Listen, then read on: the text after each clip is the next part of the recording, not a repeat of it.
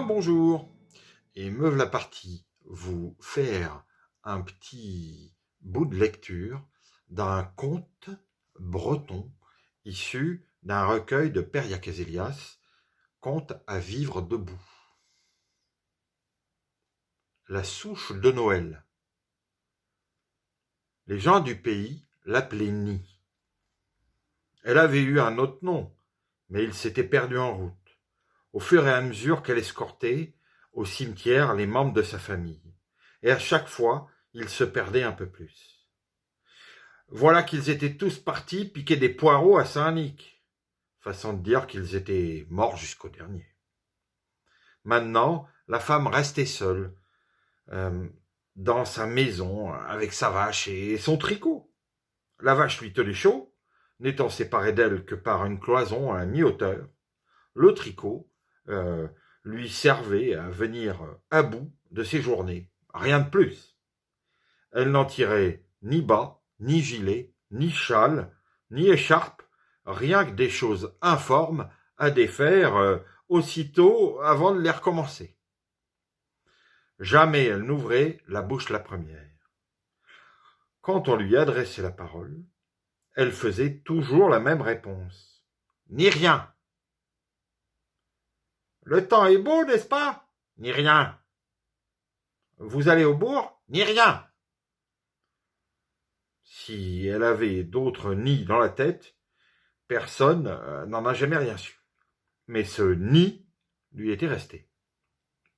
Son nom de baptême était Marie-Joseph, et ses parents s'appelaient Sauveur. Si je vous le dis, c'est parce que c'est marqué sur le registre de la mairie. Le chemin creux qui menait à sa maison était bordé de 2 grands talus, sur lesquels se dressaient à la file, de place en place, des têtards de chêne. Chaque année, à la fin de l'hiver, Nie déracinait l'un d'eux pour le mettre à sécher dans l'appentis. La nuit de Noël venue, elle le faisait rouler dans le foyer sur une couche de bois menu et d'aiguilles de pin. Elle y mettait le feu, mais se gardait bien de laisser le morceau de chêne brûler trop longtemps. La souche de Noël, en vérité, passait pour éloigner la foudre. On la choisissait de bonne taille pour pouvoir la garder tout au long de l'année. Chaque fois qu'éclatait un orage, on s'empressait de la rallumer et l'on était sûr d'éviter tout mal. Et maintenant, vous savez à quel propos cette Nie avait le cœur faible. Elle redoutait beaucoup le feu du ciel. Or, une veille de Noël, la femme se trouvait dans son champ avec sa vache et son tricot. Elle était à peine sortie vers 4 heures de l'après-midi.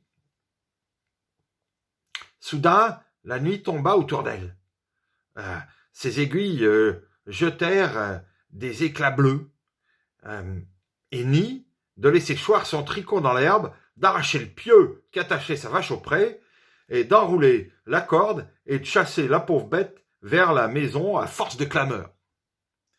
Un éclair fendit le ciel sur la gauche. La femme se boucha les oreilles avec ses poings, mais le bruit du tonnerre la traversa de pied en cap. Heureusement, elle n'était pas loin de sa maison. Elle y poussa sa vache et courut au foyer. Elle avait disposé d'avance pour la nuit à venir la souche de Noël sur un lit de petit bois.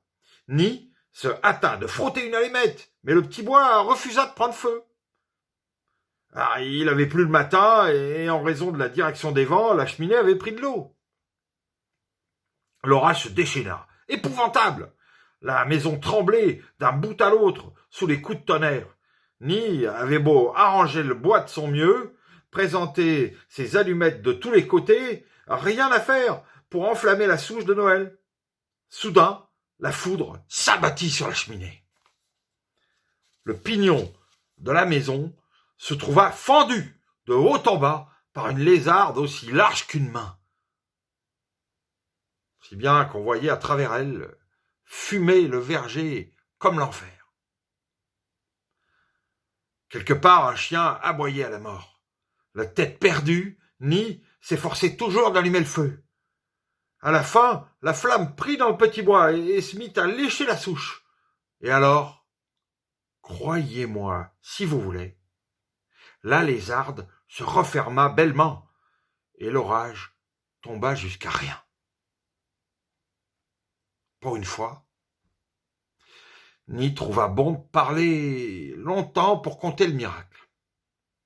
Après quoi, elle devint aussi avare qu'avant de ses paroles. Mais elle avait changé sa réponse. Il fait beau, n'est-ce pas? Ni le tonnerre. Vous avez été au bout aujourd'hui? Ni le tonnerre. Ni le tonnerre.